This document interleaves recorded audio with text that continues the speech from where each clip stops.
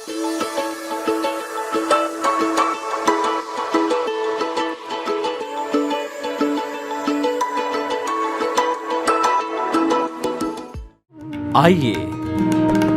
सुनिए, देखिए, समझिए सनातन सत्य। जैसी दृष्टि वैसी सृष्टि, दृष्टि विज्ञान। कुदरत, कुदरती रचना एवं कुदरत के कानून से शाश्वत सुख की प्राप्ति। जोधपुर के परम पूज्य महात्मा उपासक प्रोफेसर डॉक्टर सोहन राज तातेड़ के निर्देशन में सनातन सत्य। जैसी दृष्टि वैसी सृष्टि, दृष्टि विज्ञान।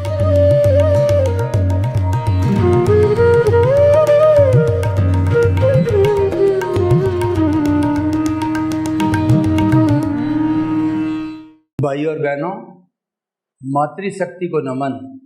आज का हमारा बहुत सुंदर अति उत्तम विषय, प्रतिष्ठा किस कर्म से। हर व्यक्ति प्रतिष्ठा चाहता है।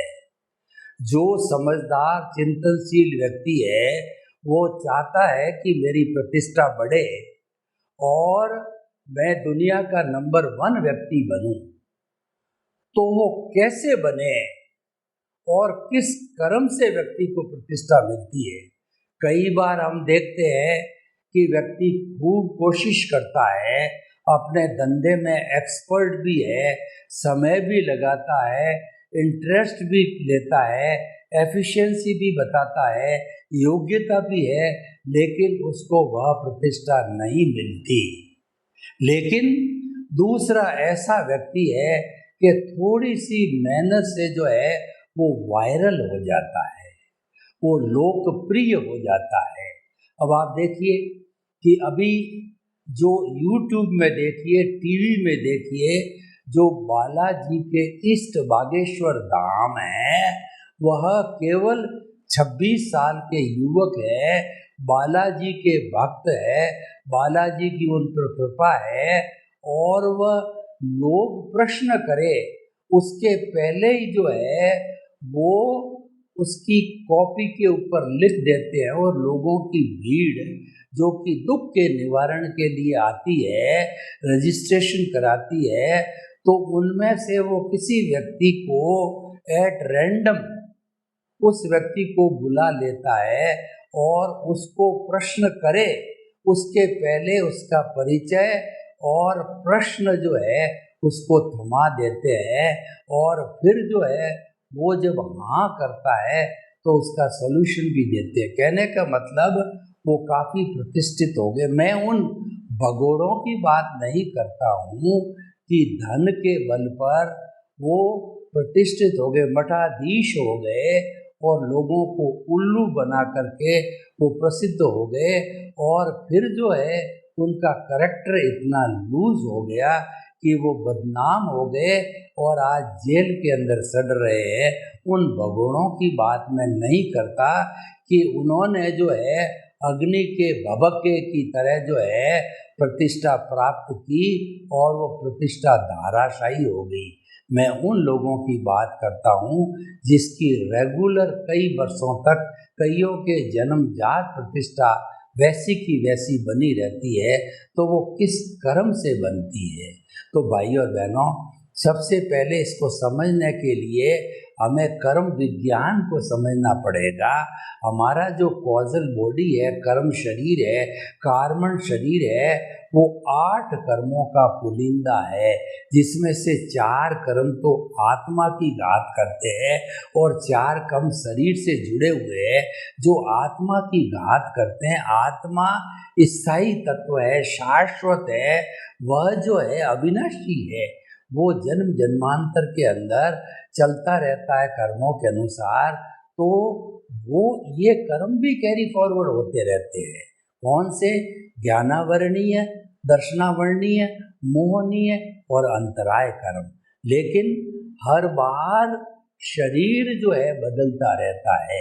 जिस शरीर के माध्यम से जो है कॉजल बॉडी बनी और जो है उसके साथ आयुष्य कर्म का बंध हुआ, नेक्स्ट आयुष्य का, तो जितना नेक्स्ट आयुष्य रहेगा उतने समय तक जो अघाती कर्म है वो वर्क करेंगे, और शरीर चला गया यानी कि अघाती कर्म ब्रॉड फॉरवर्ड नहीं होते हैं, वो हर जो है कर्म के हर शरीर के अलग अलग तरीके के होते हैं, घटते बढ़ते नहीं हैं ज्ञानावर्णी दक्षिणावर्णी मौनी और अंतराय की तरह, और वो शुभ अशुभ दोनों होते हैं।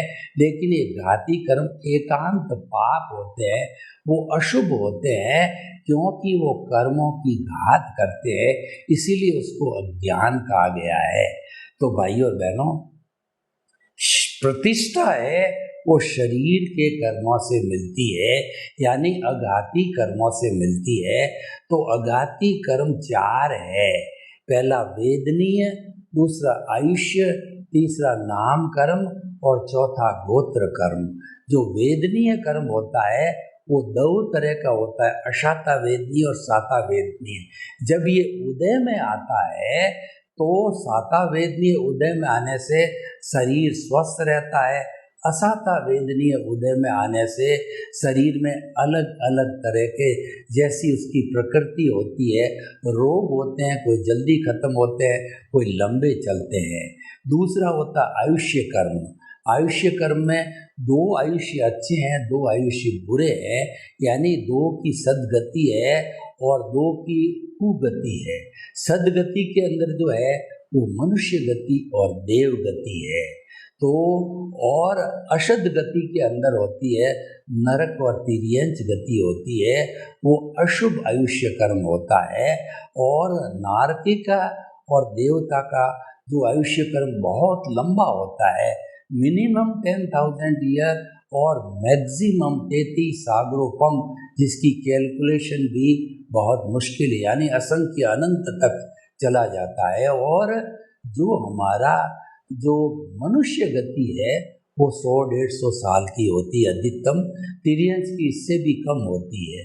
तो भाइयों और बहनों, जो मनुष्य गति होती है वही सबसे ज़्यादा कर्म का बंधन करती है और सबसे ज़्यादा कर्मों को काटती है, और जो कर्मों का बंध करती, यानी जितनी भी नर गति, तिर्यंच गति, मनुष्य गति, देव गति है, चारों गति में मनुष्य चला जाता है, दूसरे गति वाले नहीं जाते हैं। तिर्यंच वाले तिर्यंच में घूमते रहते हैं, मनुष्य चारों गतियों में जाता है, और देव गति वाला जो है वो मनुष्य में आ सकता है, वो तिर्यंच, और जो है वो नारकी में नहीं जा सकता। नारकी वाला तिर्यंच में जाएगा, मनुष्य और देव में नहीं जा सकता। ये अलग अलग क्लासिफिकेशन है। तो देखिए, हम बात कर रहे थे प्रतिष्ठा। तो तीसरा कर्म है नाम कर्म। ये हमारे मन वचन काया से जुड़ा हुआ है, यानी गति, जाति, वर्ण का मतलब वर्ण, गंध, रस, स्पर्श, शुभ अशुभ दोनों होते हैं। जो अघाती कर्म शुभ अशुभ दोनों होते हैं, और शुभ होता है वो पुण्य कहा जाता है, अशुभ फल देता है वो पाप कहा जाता है। और पुण्य से जो है व्यक्ति को सुख मिलता है, पाप से व्यक्ति को दुख मिलता है। और जो व्यक्ति की चौथा कर्म पहले ले लेते हैं वो है हमारा, कहना चाहिए, गोत्र कर्म, यानी हमारा सोशल स्टेटस। हम किस गोत्र में जन्म लेंगे, अच्छे गोत्र में लेंगे या झुग्गी झोंपड़ी वाले गोत्र में, कष्ट वाले में लेंगे। तो ये जो गोत्र कर्म बंधन के 8 कारण हैं। अहंकार, 8 तरह के अहंकार है, जाति, कुल, बल, और जो है ज्ञान, तप, ऐश्वर्य, और जो है रूप इत्यादि 8 तरह का अहंकार करने से ये जो है अशुभ गोत्र मिलता है। इनका अहंकार नहीं करते हैं उनको शुभ गोत्र यानी अच्छा सोशल स्टेटस मिलता है। तो भाइयों बहनों, प्रतिष्ठा जो मिलती है वो शुभ नाम कर्म से मिलती है, यानी पिछले जन्म में अगर हमने शुभ नाम कर्म जो है इकट्ठा किया है, अर्जन किया है, तो शुभ नाम कर्म का अर्थ ये है, हमने किसी को प्रतिष्ठा दी है। जो तन मन धन से समाज की सेवा करते हैं उनकी हमने प्रशंसा की है कि भाई आप अच्छा काम कर रहे हो, उनको धन्यवाद दिया, उनको अवार्ड दिया, उनकी प्रशंसा की, यानी प्रमोद भावना। जो प्रमोद भावना वाले जीव होते हैं पिछले जन्म में उनको जो है शुभ शुभ प्रतिष्ठा मिलती है, और जिन्होंने जो है शुभ भाव रखे हैं, यानी अपनी जो लोगों के प्रति बुरे भाव नहीं रखे हैं, तो उनको अच्छी प्रतिष्ठा मिलती है, शुभ प्रतिष्ठा मिलती है।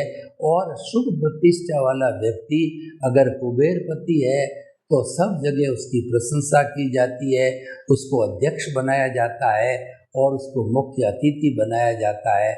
उस जगह पर वो डोनेशन भी देता है, क्योंकि वो उसको प्रतिष्ठा उसके कर्म के अंदर है, उसकी भाग्य की रेखा के अंदर है, वो उसको मिलता है। क्योंकि हम आपको बता दें कि जन्म से मृत्यु तक हमको जो भी सुख दुख पुण्य पाप मिलता है वो हमारे उदय प्रारब्ध के अधीन मिलता है। उदय प्रारब्ध मैकेनिकल मोड से चलता है, और ये कहा जाता है कि मन वचन काया तथा उससे जुड़ी हुई हर अवस्था मात्र कुदरती रचना है, वह व्यवस्थित है, वह प्रीडेस्टिन्ड है, और वह फिक्स है, और वो विनाशी है। क्योंकि अवस्था है, अवस्था मीन्स विनाशी, और अविनाशी है वो केवल आत्म तत्व है, चेतन तत्व है, जो भूत भविष्य वर्तमान के अंदर कभी भी जो है नहीं बदलता है, वो अविनाशी। एक आत्म तत्व को छोड़ करके शेष सारे तत्व जो है वो विनाशी तत्व है।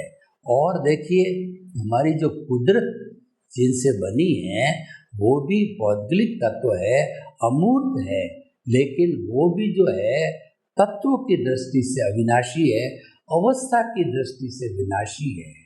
लेकिन हमारा शुद्ध आत्मा है वो तत्व की दृष्टि से भी अविनाशी है, और अवस्था की दृष्टि से भी। वह अवस्था का अर्थ ये कि शरीर धारण करना, शरीर मरेगा आत्मा नहीं मरेगी। आज जो शरीर मरेगा उसको आत्मा को मान ले मृत्यु, तब वो अवस्था रूप में वह भी अविनाशी होती है, लेकिन तत्व रूप में वो विनाशी होती है। लेकिन जो जड़ है, पुद्गल है, वह जो है तत्व रूप से भी अविनाशी होता है। मात्र जो पुद्गल का परमाणु है वो तत्व, भगवान महावीर ने कहा कि वो पुद्गल तत्व का जो परमाणु तत्व है वो विनाशी है। परमाणु वह होता है छोटी से छोटी पुद्गल की इकाई, जिसको परमाणु कहते हैं, नॉन डिविजिबल, नॉन डिस्ट्रक्टिबल। वह न किसी को रोकता है, न किसी से रुकता है, और न आँखों से दिखाई देता है, न जो है वो किसी वैज्ञानिक जो है दूरबीन से दिखाई देता है। पौद्गलिक है, वर्ण गंध रस स्पर्श वाला है, लेकिन वह अविनाशी है। और उसको जो है वो अवधि ज्ञानी, मन प्रज्ञानी और केवल ज्ञानी, जो कि प्रत्यक्ष ज्ञानी होते हैं, वो जो इसको देख सकते हैं। लेकिन वही परमाणु एक से द्विपरमाणु होते ही, अशुद्ध होते ही वो विनाशी हो जाता है। जड़ है वो विनाशी है, और जो परमाणु है, जो जड़ का पुद्गल का भाग है, वही मात्र एक अविनाशी है। आत्मा अविनाशी है, लेकिन शरीर बार बार जलता है। उस दृष्टि से अवस्था की दृष्टि करें तो शरीर जो है वो विनाशी है, आत्मा तो अविनाशी है। तो भाइयों बहनों, हम आपको बता रहे थे कि ये जो हमारा प्रतिष्ठा मिलने का गुण है, ये शुभ नाम कर्म के माध्यम से होता है। और ऐसा व्यक्ति जहाँ जाता है उसको अगर वह उदय कितने काल का है, कईयों के जीवन भर काल का होता है, तो जन्म से लगा के मृत्यु तक उनको हमेशा प्रतिष्ठा मिलती है। जहाँ भी जाते हैं उनको प्रतिष्ठा मिलती है, लोग उनको लाइक करते हैं, लोग उनके नारे लगाते हैं। जैसे बड़े बड़े आचार्य हैं जो कि अच्छे आचार वाले हैं, वो बचपन में ही दीक्षा ले लेते हैं और अंत समय तक सन्यासी रहते हैं, 5 महाव्रतों का पालन करते हैं, तो हमेशा उनको सब जगह प्रतिष्ठा मिलती है। जो अच्छा साधक है, अच्छे चरित्र वाला व्यक्ति है, वो प्रतिष्ठा का पात्र है और वो शुभ नाम कर्म के उदय से ही होता है। तो हम आपको बताते हैं, चाहे थोड़े समय के लिए हो, चाहे जीवन भर के लिए हो, प्रतिष्ठा हमारे शुभ नाम कर्म से होती है। और शुभ नाम कर्म की प्रतिष्ठा का चरम जो होता है वह होता है कि तीर्थंकर गोत्र का बंद होना, वो भी शुभ नाम कर्म की हाईएस्ट प्रकृति प्रतिष्ठा की होती है। तो तीर्थंकर गोत्र का जो है बंद होता है और उदय जब होता है तब उस जन्म में वो स्पष्ट वेदन के साथ तीर्थंकर रूप में जन्मता है और उसी जन्म में केवल ज्ञान को, केवल दर्शन पिछले जन्म में हो जाता है और केवल ज्ञान उसको नेक्स्ट बर्थ में होकर के वो सिद्ध बुद्ध और मुक्त बनता है। तो भाइयों और बहनों, आप मान के चलिए कि सारा जो है ये प्रतिष्ठा मिलना हमारा पूर्व निर्धारित रूप से मिलता है, वो हम साथ में लेके आए हैं। शुभ प्रतिष्ठा का जो है कहना चाहिए कि हमारा, हम एक जो फिल्म बना के लेके आते हैं या हम जो स्क्रिप्ट पिछले जन्म की लेके आते हैं, कॉजल बॉडी पिछले जन्म की हम बना के लाते हैं, तो वो जो है वो उसके अनुरूप ही हमारे को मिलता रहता है, उसमें करेक्शन नहीं किया जाता है। जो कुछ भी हमारा उदय प्रारब्ध इस जन्म का है उसमें करेक्शन नहीं होता है, उसको एज इट इज भुगतना होता है। तो क्योंकि वो प्रीडेस्टिन्ड है, क्योंकि वो उदय प्रारब्ध के अधीन है, क्योंकि वह जो है बदला नहीं जा सकता, करेक्शन नहीं हो सकता, तो फिर उसकी चिंता क्यों करनी। इसीलिए भगवान ने कहा है कि मन वचन काया तथा उससे जुड़ी हुई हर अवस्था मात्र कुदरती रचना है, वह व्यवस्थित है, वह प्रीडेस्टिन्ड है और वह जो है फिक्स है, वो जाने के लिए आई है। अवस्था से जुड़ी हुई है, वो विनाशी है, जा रही है, दुख जा रहा है, सुख जा रहा है, आयुष्य खत्म हो रहा है, तो उसकी हम अधिक परवाह क्यों करें।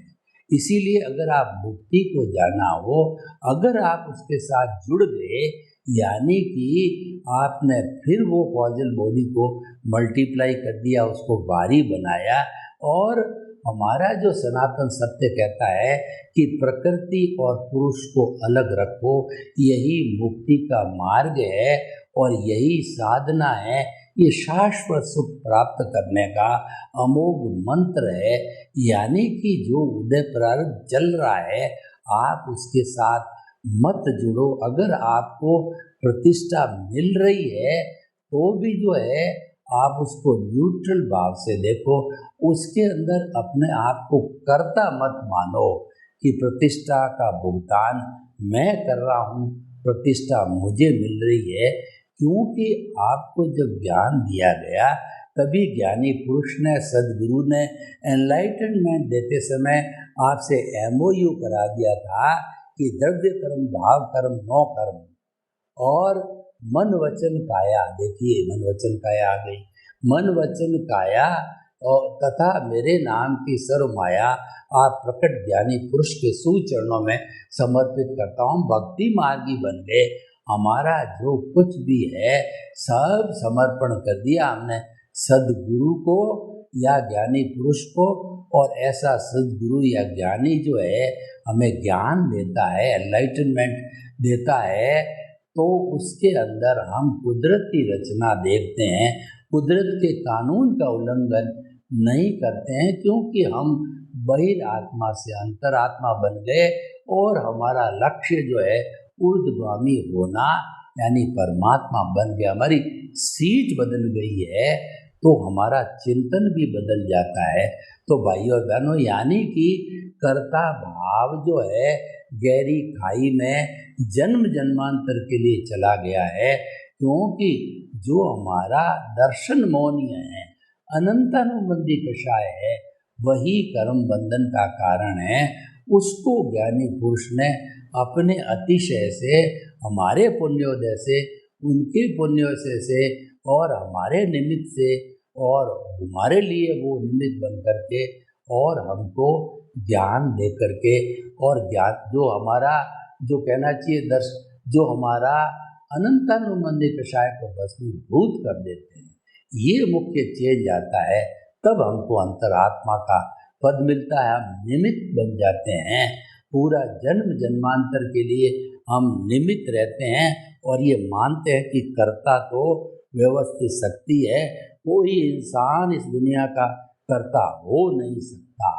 तो ऐसा कर्ता भाव, नो ऑनरशिप नो डूअरशिप होती है, तभी हमारा जो है अज्ञान धीरे धीरे इरेज होता है और हमारा शुभ नाम कर्म की जो प्रतिष्ठा है वो हमारी बढ़ती जाती, प्राप्त होती जाती है।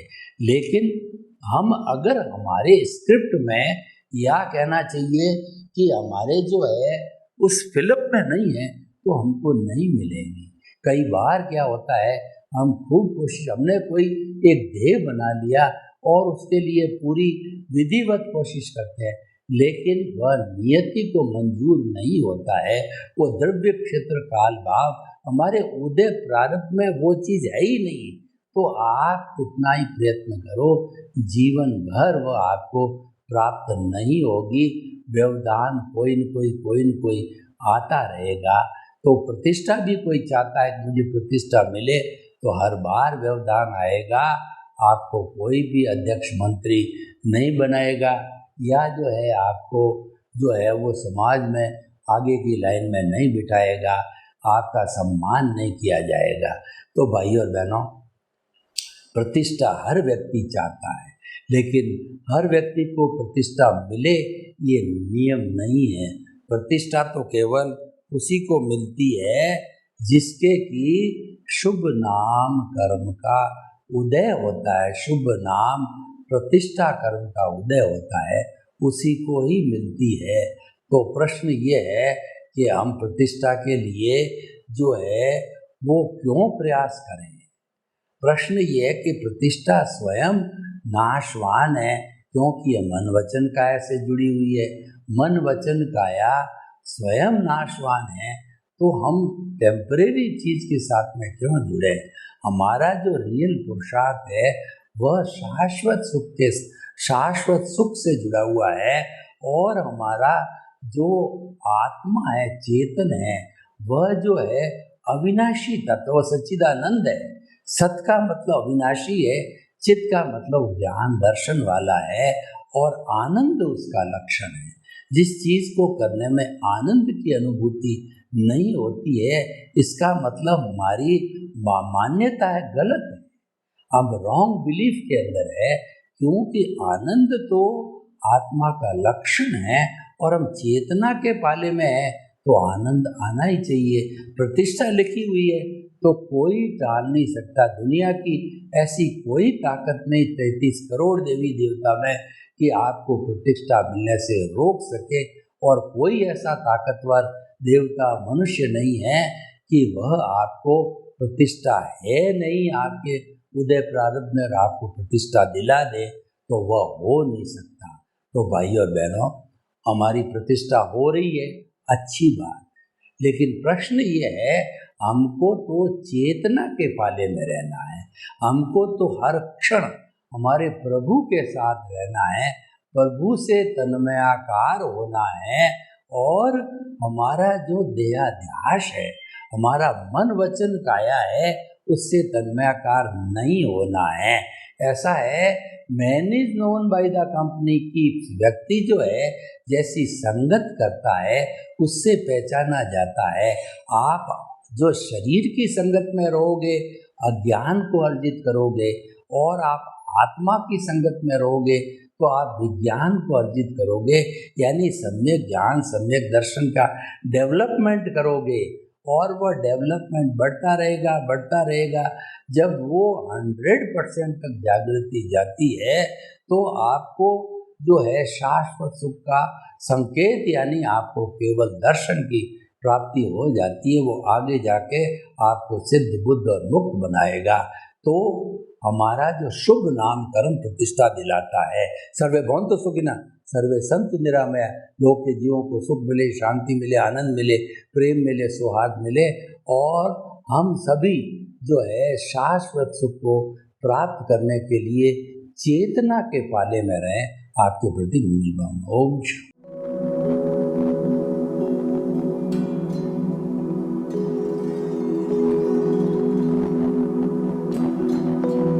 एक ऐसा अंतर्राष्ट्रीय ख्याति प्राप्त मानव जो गुरु प्रेरणा से पिछले 20 वर्षों से वानप्रस्थ जीवन जीते हुए 24 घंटे मानवता की सेवा में संलग्न है।